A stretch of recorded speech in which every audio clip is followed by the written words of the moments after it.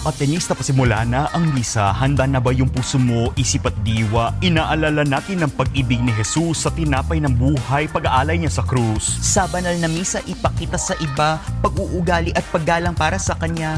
Ayusin pag-upo, ituwid ang pagtayo, sumagot at kumanta, gamit-gamit buong puso. Yo, Atenista, pasimula na ang misa. Handa na ba yung puso mo, isip at diwa? Inaalala natin ang pag-ibig ni Jesus sa tinapay ng buhay, pag-aalay niya sa krus. Ay, oo nga, sa gitna naman ng misa, pagluhod ay isang tandang nariyan presensya niya. Pagkatapos ng santo, lumuhod na parang santo, pati na rin pagkatapos sa pag-awit ng kordero. At kung sakaling di ka rin naman makaluhod, sa dibdibang yung kamay, ang tingin doon kay Lord, manatiling tumayo, maaaring yumuko, lalo na sa pagtaas ng pari sa katawan ni Kristo. Sa pagtanggap naman, taimtim na pumila, kamay sa kanan, sa ilalim, sa taas ng kaliwa, sabsaban ng iyong palad kay Lord, katawan ni Kristo, amin isagot.